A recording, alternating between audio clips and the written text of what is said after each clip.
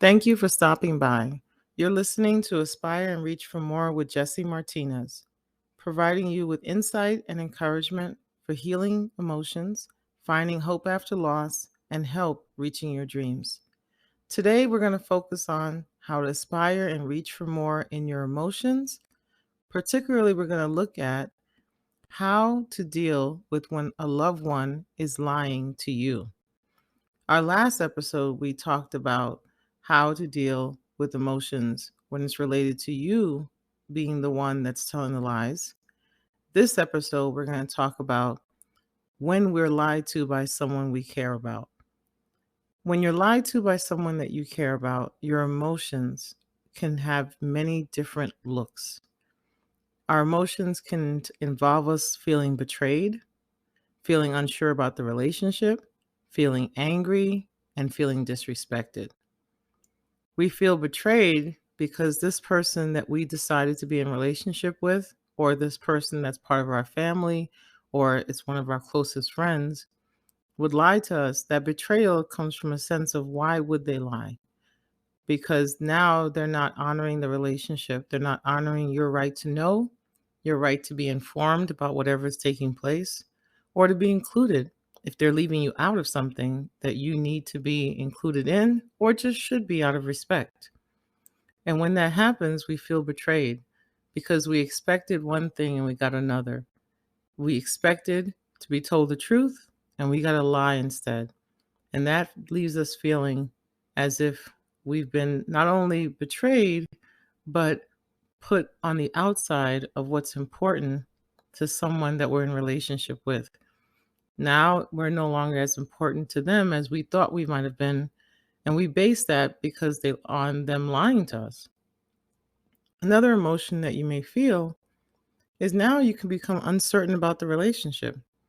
Before you were confident in the relationship, you felt that the two of you were being honest with each other, so you didn't have any worries, any doubts, any reservations. But now that the person has lied to you, you're starting to doubt everything that they've said, or even the most important things or important moments that you guys have had together. And this relationship that you once felt sure and comfortable and safe in, now all of a sudden there's a possibility that it's not as comfortable as it once was. Or this person might not seem as safe as they once did because they're hiding things, they're keeping things from you, and they're choosing not to tell you the truth. The other emotion that we feel when we're lied to by someone we care about is angry, thinking, why would they do that? That's so disrespectful. Why would they do that if they know that that information is something that you need in order to make a decision about going forward in this relationship, about continuing in the relationship, or just about something that really involves you? And oftentimes that feeling of disrespect leaves us feeling offended and starts to put a big rift in the relationship. And it makes it hard to trust that person, to enjoy being with that person, and to really express yourself with that person until the two of you decide to resolve this issue of being lied to. When we are lied to by the people that we care about, there are several different responses that we can take. One of those responses could be just to speak up and ask questions. They said something that you're unsure about, that you don't believe. It's okay to speak up and ask for clarification, to go back to that thing that they had said and said, did you really mean this? Or was there more to the story? Or did you leave something out? Or were you afraid to tell me? Another response that some people have is that they start to accuse the other person of lying and they choose, I'm not going to believe them again. The issue with this response is that if you start to accuse them of lying, which they may or may not be doing, and choose to never believe them again, is that you cut off the communication. Because once the accusations have come and you've made the decision to not believe them again, now you're not leaving room for them to either apologize, correct themselves, give you more information, right, for the relationship to be repaired. So you might want to be careful with choosing to just start accusing and then never believing them, because now you've made the accusation and you've made your decision about how you're going to resolve it. But if that relationship is important to you, you want to keep the doors open. And the accusation doesn't have to be one that's aggressive or that's embarrassing or that makes them feel less than or gives them no room to bounce back. You don't want to have the relationship turn into a courtroom where that person is left defending themselves, but they don't have an opportunity to truly present the full breadth of information that you need to understand why they made that decision. So if that relationship is important to you, that may not be a response that you want to use to just start with, I'm just never going to believe them again. Now, another response that tends to happen when other people lie to us is that sometimes we accept it. So do you accept it and hope that there are no more lies? Just kind of brush that one under the rug and hope it doesn't happen again? Now, this response can turn out to be negative because it could allow this behavior of being lied to, of not being given the right information, to continue. If the person sees that you accepted it, they might think they got away with it and they'll just continue.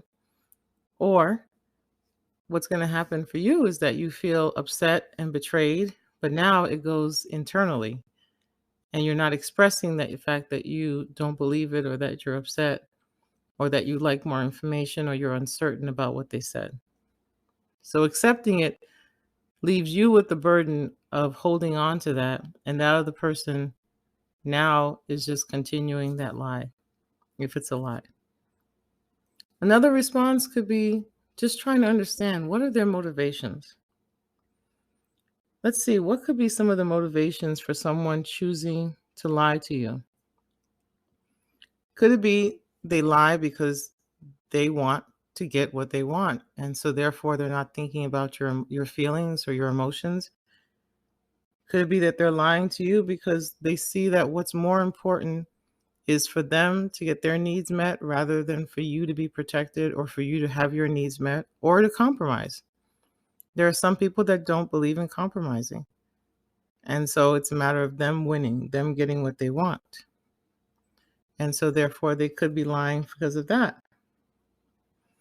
They could lie because they figured out what you want and they want to present to you exactly what you want in order to please you or in order to manipulate you. That could be the motivation of someone who's just saying just the right words, just the right thing, painting a perfect picture because they know that you're going to buy into that picture. And once you buy into that picture, they're going to get whatever it is that they're trying to achieve. Another motivation could be they feel like they should not bother telling the truth because it's not important. Sometimes people tell these lies and they feel like it's not important to tell the real truth. They just want to say what they want to say and hope that you believe it. And if you don't believe it, they may not care. So there are many motivations that people have.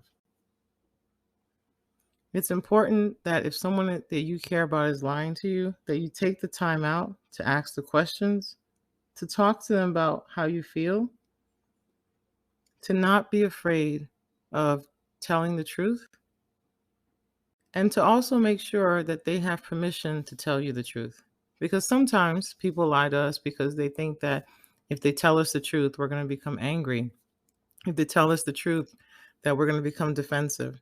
Or if they tell us the truth, that somehow we're not going to be able to handle the truth.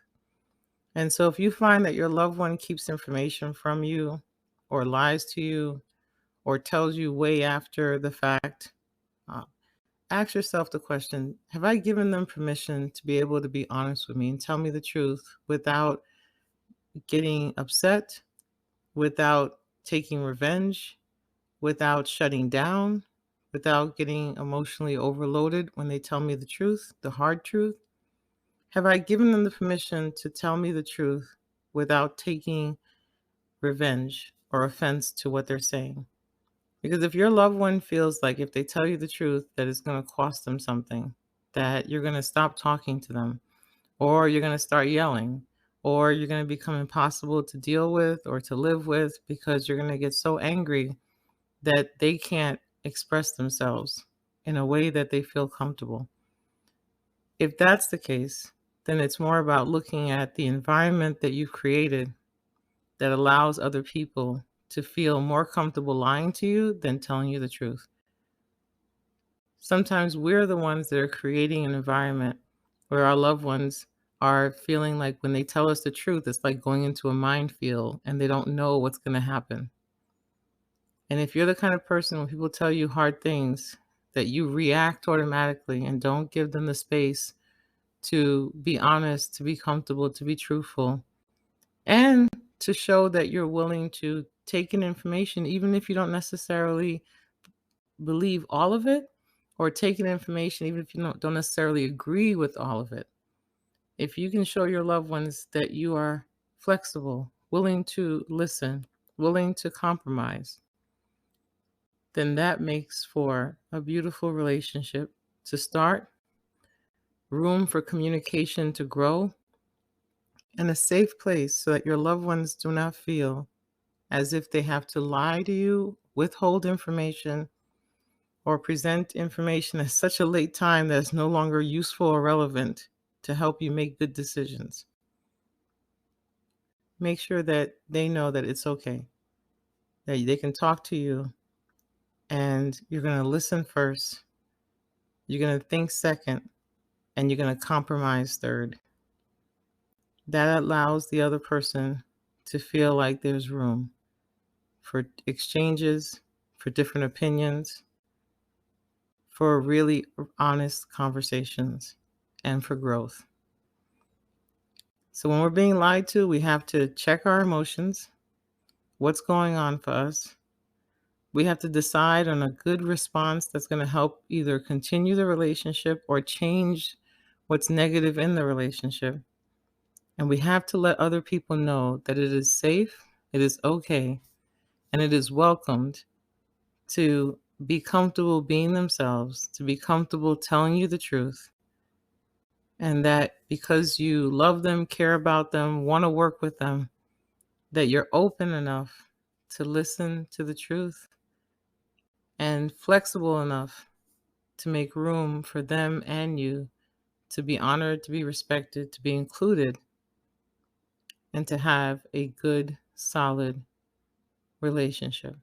So the next time someone tells you a lie, check your emotions, decide on a helpful response, and make sure that there's room for them to tell you the truth. I thank you for joining me for this episode.